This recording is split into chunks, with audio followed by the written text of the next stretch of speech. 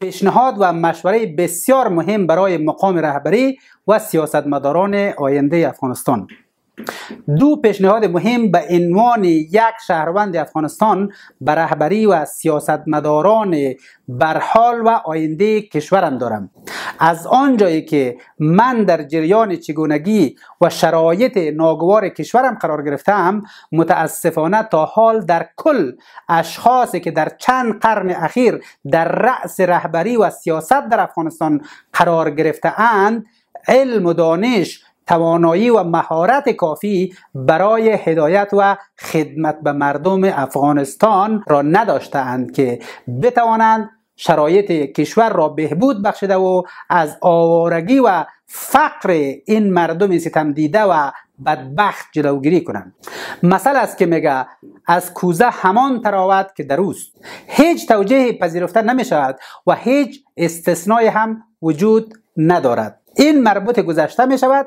گذشته ها چون گذشته هیچ کاری نمیتوان کرد و فقط میشه از آنها عبرت گرفت. اگر عبرت نگیرید مجبورید گذشته های تلخ را باز هم تکرار کنید و این احمقانه ترین کاری است که باید انجام دهید. بنابراین هر گروه یا اشخاصی که میل دارد از حالا و بعد در افغانستان حکومت کند و مردم بدبخت و رنجیده افغانستان را مدیریت و رهبری کند، باید دانش و مهارت، استعداد و توانایی کافی را برای هدایت مردم کسب کند. چون رهبری و مدیریت یک کشور، آن هم در قرن 21، با این همه چالش ها، مشکلات سیاسی و اقتصادی، سیاست های ژئوپلیتیک منطقه‌ای، نیاز به توانایی و شرایط لازم دارد که گروه ها و اشخاصی که علاقمند خدمت به وطن است باید داشته باشد تا بتواند به مردم خدمت کند. ما همه میدانیم که حکومت کردن در افغانستان در واقع بر دوش مردم سوار شدن است. گروه ها و حاکمان در طول تاریخ بر شانه های مردم سوار شده و مخارج زندگی خود را یا مستقیم از مردم گرفته و یا به نام مردم از خارجی ها گرفته است تا عقده ها و کمبودهای گذشته خود را ارضا کنند. ما همه میدانیم که فقط و فقط افراد آگاه و توانمند که بر نفس خیش کاملا مسلط باشد میتواند به جامعه و مردم خدمت کند.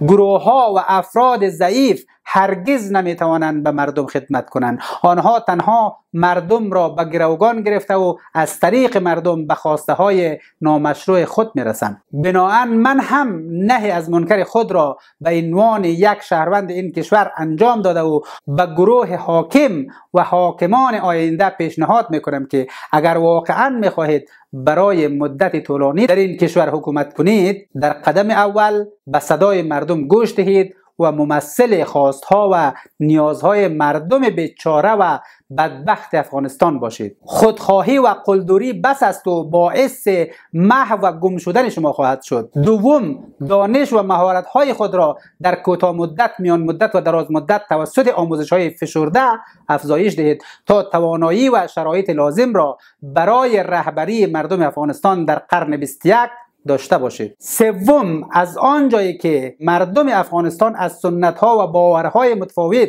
تاریخ، فرهنگ و زبان متفاوت برخوردار می باشد، نیاز است آنها را در نظر گرفته و طبق آنها پیش بروید. چون هیچ احد و ناسی نمیتواند در قرن 21 آنها را نادیده گرفته و از بین ببرد. بنابراین شما هم سعی کنید با تفاوت‌ها، سنت‌ها و باورهای مردم کنار بیایید و به آنها کاری نداشته باشید.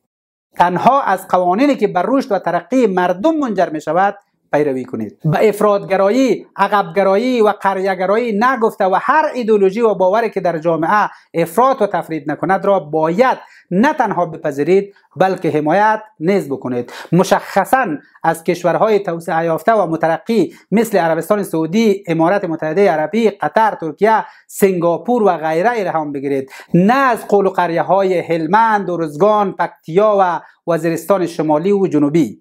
اگر توجه شما شریعت اسلامی می باشد، آن هم از قول و قریه های افغانستان نیامده است بلکه از عربستان سعودی یا از کشورهای دیگر به بیرون گسترش پیدا کرده و توسعه یافته است. اگر به گفته خودتان از کشورهای کفری الهام نمیگیرید، حداقل از عربستان و کشورهای خلیج الهام بگیرید. در کشورهای خلیج همه ادیان و مذاهب دوش همدیگر بر رشد و ترقی کشورشان پرداخته است و هرگز مسلمان و غیر مسلمان یا شیعه و سنی نمی کند، چون اگر باورهای مردم را از آنها بگیرید دلیلی برای تلاش نمی بیند تا با همدلی در کنار هم برای ترقی و شکوفایی وطن تلاش کنند. فلسفه تفریقه هم در واقع دسیسه های کفار است و آنها را برای نفرت به همدیگر سازماندهی کرده و می کنند. کشورهایی که دارای ادیان و مذاهب مختلفند سعی کردند انسانیت و مهربانی خود را حتی در قالب دین و مذاهبشان به بقیه افراد جامعه معرفی کنند.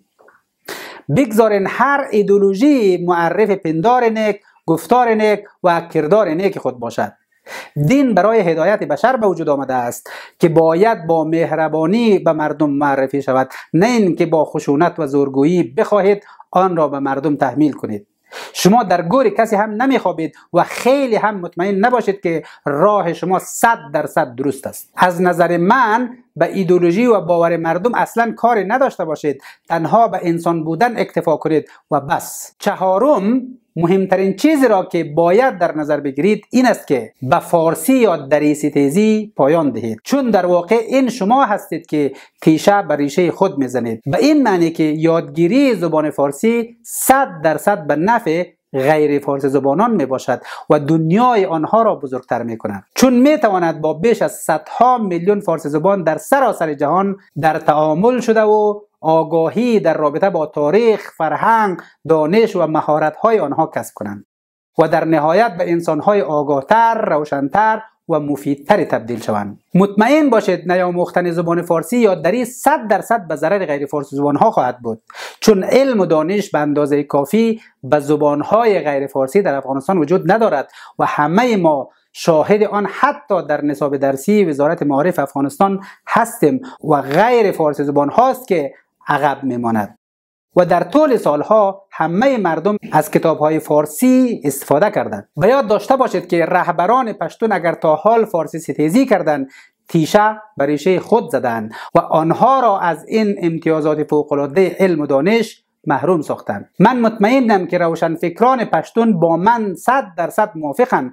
تجربه نشان داده است که هر انسانی که زبان‌های بیشتر بلد بوده است بیشتر رشد کرده است. اگر فارسی زبان‌ها نخواستند زبان پشتو یاد بگیرند، در واقع چیزی در آن ندیده و نیازی به آن نداشته است. بزرگان و رهبران پشتون اکثرا همه فارسی بلدند و فقط مردم عام را از یادگیری آن محروم می‌سازد تا مبادا پشتو زبان‌ها با فارسی زبان‌ها دوستی ایجاد کنند و رهبرانشان را به عنوان واسطه از میان بردارد. پشتو زبان‌های عزیز، یادتان باشد که معضل قوم پرستی و زبان ستیزی دسیسه خارجی هاست که توسط سیاستمداران بر مردم تحمیل می شود. هیچ پشتون عام با بقیه مشکل ندارد، تنها تیکداران است که سرنوشت مردم را به دست گرفته است و باعث پسرفت مردم شده است. من فکر نمی کنم که در عصر تکنولوژی و مخصوصا هوش مصنوعی کسی بتواند هویت و فرهنگ مردم را تغییر دهد. 100 سال پیش و 200 سال پیش امکان پذیر بود، اما حالا دیگر دیر شده است. با آگاهی که من از آینده دارم، تلاش‌هایتان کاملا بیهوده است. امروزه با امکانات پیش آمده مردم تلاش میکنند خود را به جهان وصل کنند و علم و دانش بروز شده را بیاموزند و این نیازمند زبانهای چینایی و انگلیسی در آینده می باشد. حتی تا چند سال آینده زبانهای محدود برای ارتباط باقی خواهد ماند.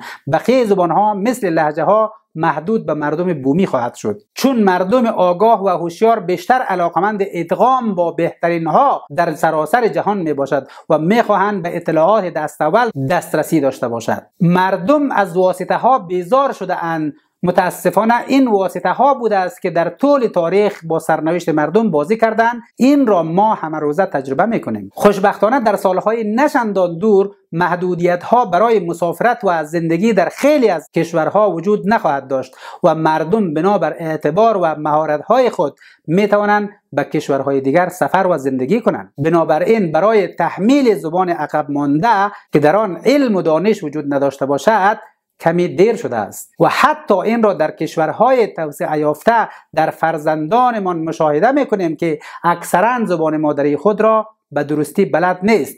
چرا؟ چون خیلی با آن حال نمی کند و خوش نمیگذرد. اینها مواردی است که هر گروه و اشخاصی که بخواهند به مردم خدمت کنند باید در نظر داشته باشد. در غیر آن با این زورگویی ها، عقده‌گشایی ها و نفرت پراکنی ها به هیچ جایی نخواهد رسید و هر روز باعث نفرت بیشتر مردم خواهد شد. به امید این که همه هموطنان ما دیدگاهشان در رابطه با زندگی و آینده تغییر کنند و بتوانیم در کنار هم شاد، سالم و پر انرژی زندگی کنیم. به امید افغانستان آباد.